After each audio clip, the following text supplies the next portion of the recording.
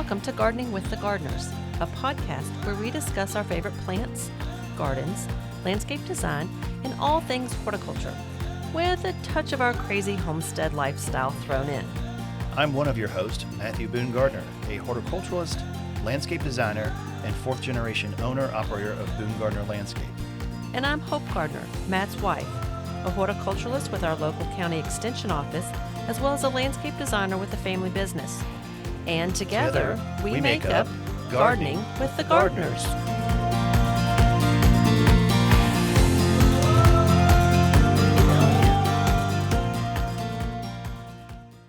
Okay, we're back after a brief hiatus.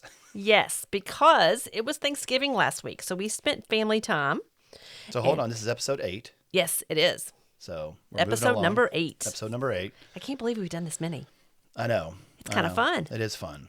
So, yes, we were off for Thanksgiving, Uh-huh. the holiday, busy with all that. Yes.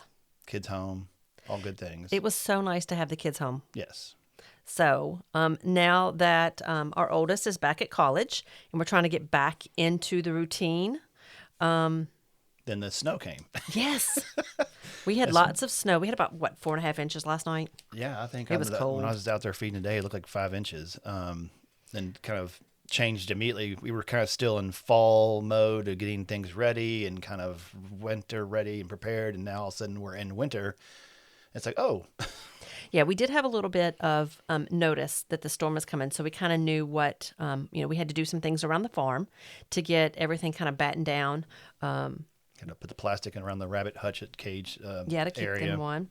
We finally gave the goats and the chickens all the pumpkins that we had decorating. So now that Thanksgiving is behind us, we can move on. Well, tell everybody why that's a trick that you taught me. That's great to give the old pumpkins to our goats because.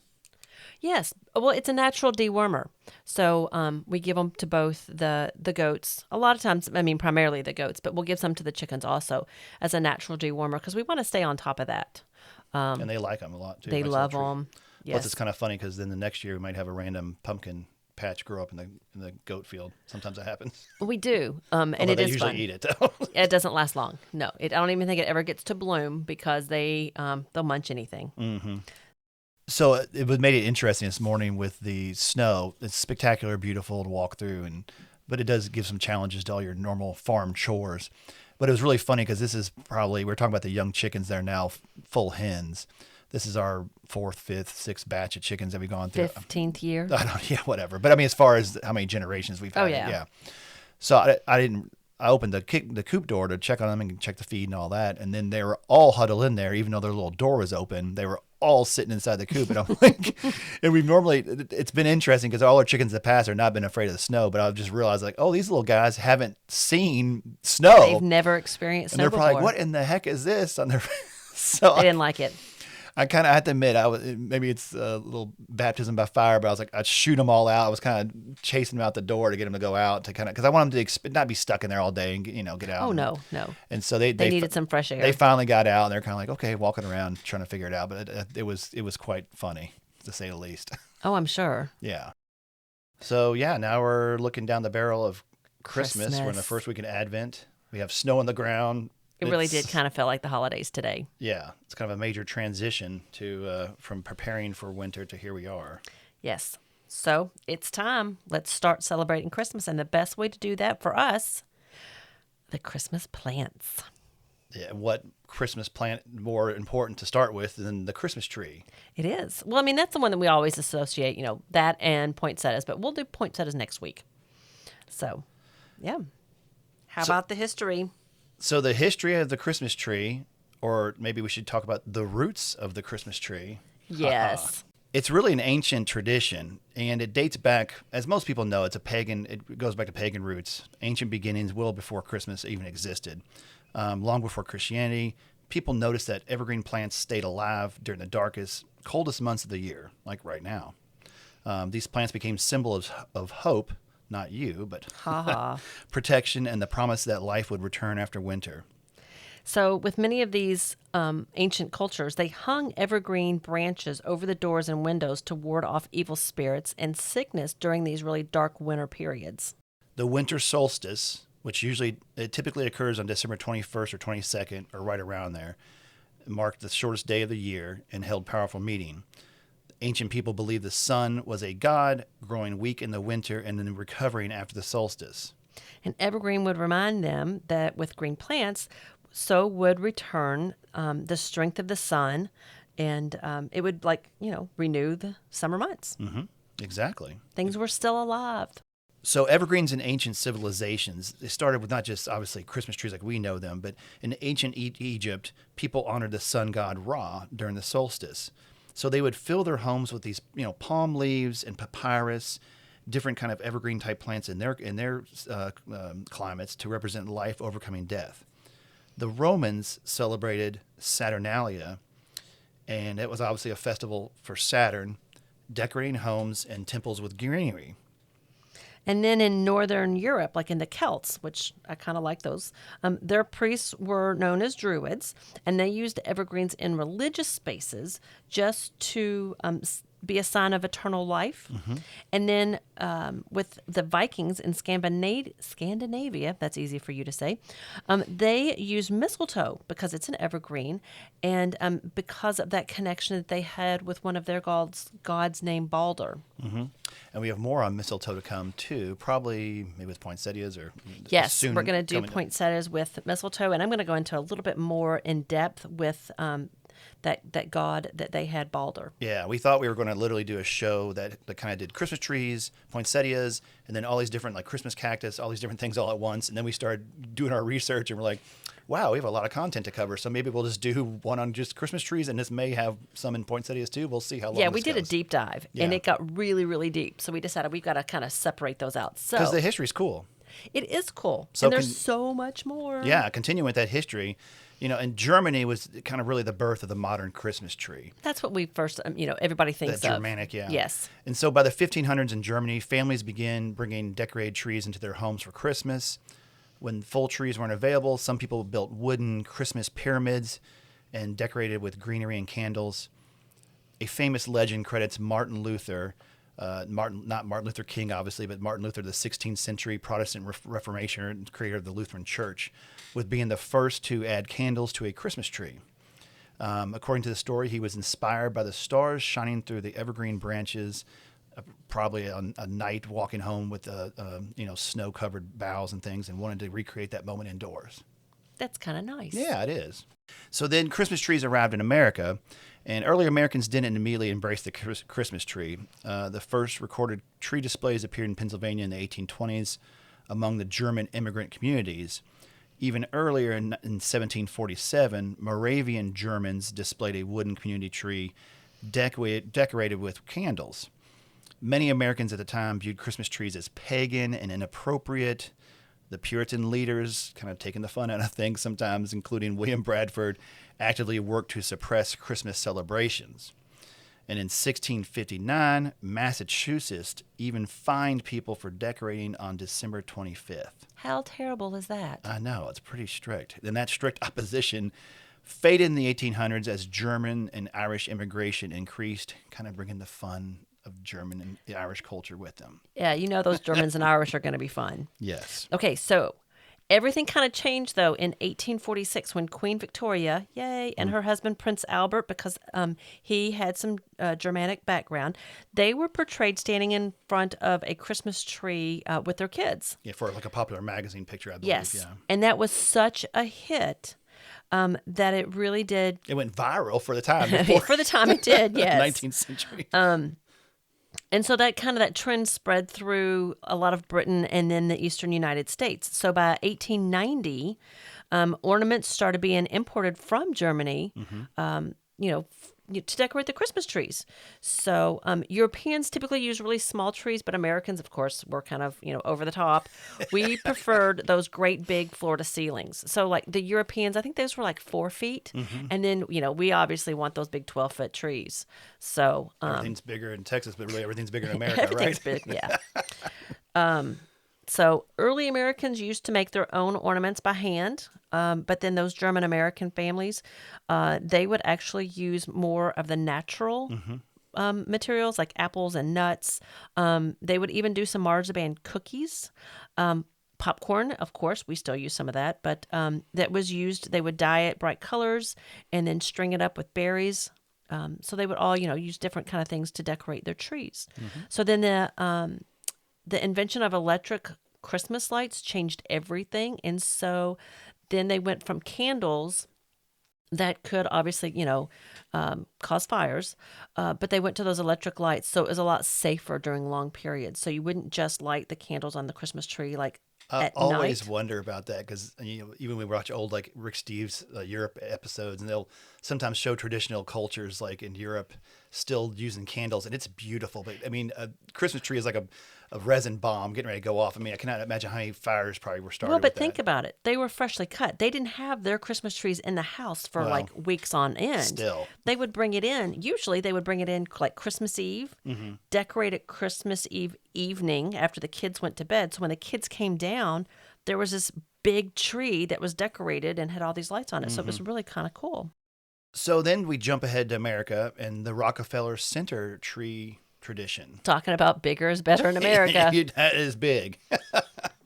It's kind of interesting. Before I go into that tradition, I remember, Dad, even in Louisville, we have the big light up Louisville tradition downtown Louisville. Yeah. And they do their own kind of like Rockefeller trees, not as big, but there were a couple of years where Dad contributed that tree from a client's yard, and they had to move it on a lowboy tractor trailer with cranes, and it was a massive endeavor. It's cool. I've got old newspaper articles showing them move this tree, blocking both lanes down US 60 and 64, going down to downtown Louisville. It was really cool. That is neat. So, one of the most famous trees in the world now stands at Rockefeller Center, and the very first tree appeared there in 1931 during the Great Depression, put up by construction workers.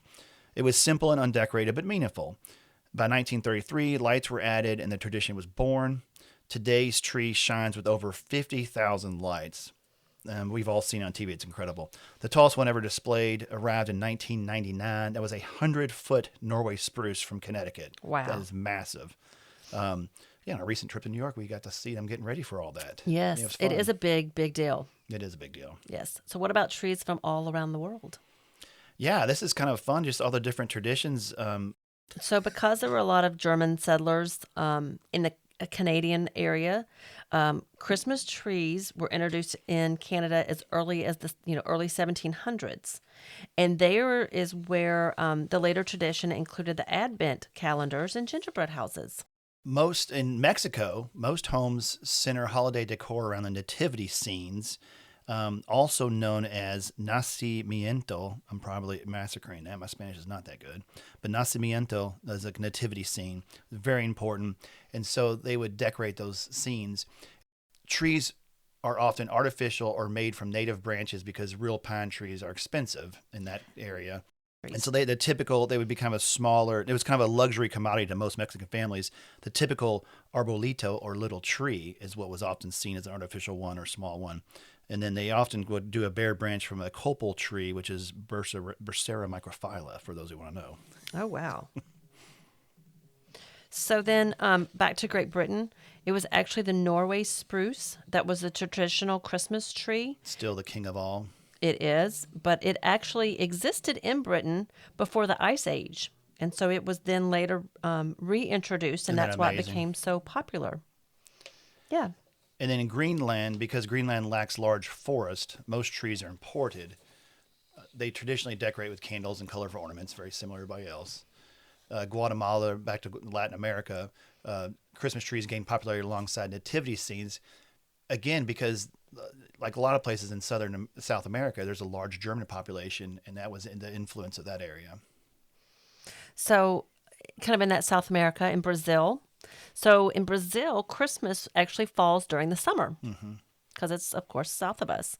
So they decorate pine trees with cotton to imitate snow. And then in Ireland, One of your favorite places. I know. We're going to get back there soon. So trees are decorated with lights and tinsels and ornaments, but a lot of the homes will feature wreaths and mistletoe and holly and ivy. So they do a lot more greenery. Sounds like home. Yay. In Sweden, families buy trees early but decorate them just days before Christmas Eve. It's kind of like what you were alluding to. They have to keep them outside and then finally bring them in. Straw ornaments shaped like stars and animals are common. And then finally, in Norway, many families still head into the forest to pick their own tree. Decorating often happens on December 23rd, called Little Christmas Eve. I think this is what we saw in that Rick Steve special. It was really neat. They Yes. march out in the snow and go get it. Tradition ritual includes holding hands and circling a tree while singing carols. Aw. Yeah. So, what about if people want to have Christmas trees in their house? So, obviously, I mean, it's gotten to be very, very popular for people to do artificial trees because they do last longer. You can set them up a lot earlier. But if you want that more traditional, wonderful smell of Christmas in the house, so obviously there's two basic ways of doing it. You can go get a cut tree, or you can do a live tree. Yes. So, with cut trees, obviously, you've got to be very careful when you're picking those out. You want to try out to find a fresh one that. There's some nice tips you can do for help, like for selecting one. Yes. Yeah. So one is just bend the needles between your thumb and forefingers and see if it bends. You want some pliable. Yes. You want it to be able to pliable, so it's not like if it. You don't want it to snap. Or if you touch them and then all the needles immediately fall off. You're. Well, and what you want to do is maybe tap, not hit hard, but tap the trunk of that tree on the ground a couple times. Now, if some of the brown needles in the center fall out, that's Sure. natural. That's But if not to green be needles world. start falling off, you're in trouble. Right. It's all those green needles that fall that you want to make sure that that tree is not too dry. So. If you want to be a real stickler, you can notice how the trees are stored and displayed on a lot. This gets kind of hard, but I mean, obviously, if they're in full sun or exposed to wind, all those things dry the tree out. It's hard to know where the trees came from, and a lot of these trees have been cut a long time ago. Well, that's what you want to ask the vendor. Yeah. Make sure you ask the vendor where they came from and how long they've been cut. Sometimes, unfortunately, those trees could be cut as early as October. Yeah. To be shipped in. But the nice thing is because of the sap, when they cut them, it kind of seals off that wound and helps hold the moisture often. So that's why they're able to last so long. But We'll that get to that in a also second. leads to when you get those home, you want to make sure and cut those about 1 to 2 inches from the stem to kind of open that wound back up. Yeah, at least. And sometimes you can obviously cut more. I mean, we'd often cut more for mom's trees and things in order to get it to fit because you'd always pick out a really big one. Of And then we had to course. fit it in her living room. And so you would cut off the lower branches, Wound cut has the healed trunk, up, yeah. and then obviously that reopens the tree to allow those conductive tissues to take up water. Well, ideally, if you can do that a day or two before you want to put it in the house. So when you bring it home, put it in an area that is protected, whether it's the garage, a front porch, whatever. Make that cut and then put that trunk immediately after you've made That's the what cut. we would do. We had put it in some warm water. great luck with it. We'd cut the tree, cut off lower branches, put it in a bucket of water, and you'd be surprised that tree would take up almost literally 2 or 3 or more buckets of water before you even took it into the house. It would take all that water back up, and then we put it in the house, and then again I would start with hot water inside the house Yes. to really get it to take up, kind of loosen that sap, those conductive tissues and that sap up to really help it take water up. Okay, now I'm looking through my notes from when we were kind of going through this. There was a kind of a recipe for putting just a little bit of sugar and then, and I'm thinking it was just like a cap full of bleach because that will open up those I've never pores. tried to bleach, but I've heard that. I've heard sugar. We would even do Watches Grow, and we had the Watches Grow fertilizer, which actually had a little bit of sugar in this recipe. Of course. And so you just I mean, something. everybody has tons of different. Oh, you put a Sprite in there. Oh, well, yeah, of course, Sprite, that's that's the sugar. citric acid and the sugar. Mm-hmm. 1 cup of corn syrup to 3 tablespoons of liquid bleach to a gallon of water. Okay. So it's that solution that you want to mix up ahead of time, and then that will allow that bleach tends to thin out that sticky pith and allows that that tree to absorb that water and that sugar or that corn syrup. And it's just a little carbohydrate or food source while they're inside. But yeah, so you definitely want to make sure that that tree will absorb as much water as it can before you move it inside. But then it's going to last longer. And then once you move it inside, you want to check it. Literally stick your fingers down that little reservoir and check it daily. Because Yes. it's amazing. I mean, especially when they first move in there, a lot of times they'll take water up really quickly and they'll drain that thing within less than 24 hours. And so you want to keep it full of water so it is able to hold that moisture. And then ideally, it's hard to do this, but you want to try to locate that tree not in an area where you're right next to the heat, like the heat register. vents. Yeah, Yeah. vents or fans or And Don't really put it right next to the fireplace. Yeah, because the dry heat or dry wind will dry the tree out, obviously. Yeah. Well, that also brings us back, and I'm sorry, let's We're kind of go jumping around, but back it's okay. just a little bit. Yeah. When you pick your tree out, be careful when you're taking it home. Make sure that it is either, a lot of times they now put them in those netting bags or wrap them, because you don't want, if you're driving down 71 going, 80 miles an hour, you don't want all that wind to pull moisture out of those needles, because that does affect the And plant. since we are out of order a little bit, but another tip I just thought of, Fred Wishy always recommended this, and I tried this a couple times. It really worked well.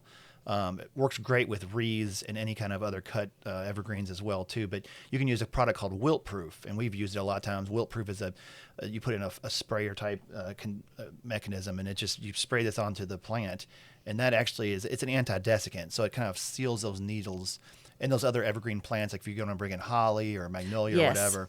And the wilt proof really kind of just does what the title, it makes it not wilt proof. It makes it not wilt as quickly. It kind of helps hold that moisture in those cuticles of those needles and leaves. And that's a product that you can also use outside in the winter months on those plants. Yes.